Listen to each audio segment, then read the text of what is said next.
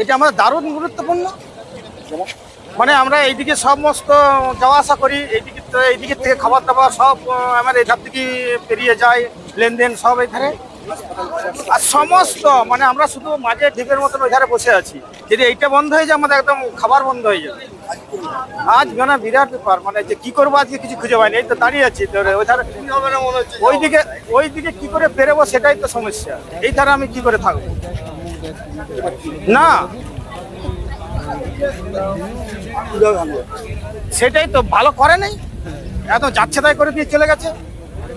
তা নাহলে এরকম অবস্থা হয়, ভেঙে যায়। একটা ব্রিজ যুগ যুগ চলে, সেইটা কিছুদিনে করার পরেই ভেঙে উঠলো। তার মানে কি এটা একদম বাজে করে দিল। হ্যাঁ ব্রিজ চাই এখন, নাহলে কি করে কি হবে।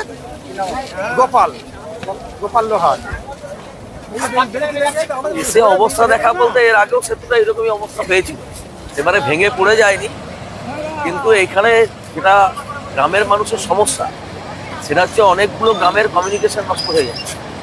ওইদিকে গরিববাটি, ভৈরবপুর, তারপরে রাওতলা, কানাই, নামাই, জগন্নাথপুর, নদীমুখা, বেলুর, শালডাঙ্গা, এতগুলো গ্রাম আছে।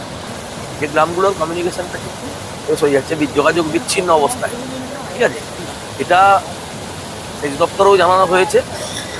এই সেতু অনেকদিন আগেই করা হয়েছিল, এবং সেতুটা যখন করা হয় ওভারব্রিজের দাবি ছিল, কিন্তু ওভারব্রিজ করা হয়নি। যেভাবে পোলটা হয়েছে, পোলটা ক্ষতিগ্রস্ত হয়ে গেছে কোনো রকমের। এর আগে একটা টেম্পোরারি বাঁধ দেওয়া হয়েছিল, কিন্তু টেম্পোরারি বাঁধ হলে থাকবে না।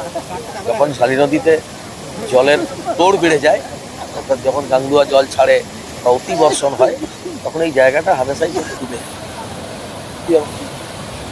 ব্যবস্থা বলতে সরকারকে জানানো হয়েছে। এবার সরকার তো পরিকল্পনা মাফিক একটা কাজ করে, এটা বিবেচনার সঙ্গে দেখছে।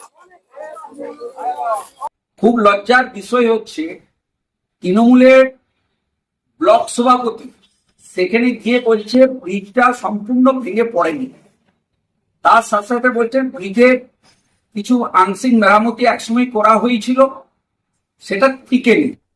আমাদের পরিষ্কার বক্তব্য, তৃণমূল কাটমানি খেয়ে নাই সমস্ত জায়গাতে, প্রত্যেকটি গ্রামবাসীও জানে। এবং দীর্ঘদিন ধরে এই ব্রিজে ফাটল ছিল, তার কোনো রকম সঠিকভাবে মেরামত হয়নি। আজকে 20 থেকে 25টি গ্রামের মানুষ, সাধারণ কৃষক, খেটে খাওয়া গরিব মানুষ আজকে বিপন্ন। কৃষকরা তাদের সবজি বড়জলা বাজারে বা বেলাতর বাজারে আনতে পারবে না। আজকে এমন পরিস্থিতি দাঁড়িয়েছে, তারা কিভাবে জীবিকা পার করবে সেটাই খুঁজে পাচ্ছে না।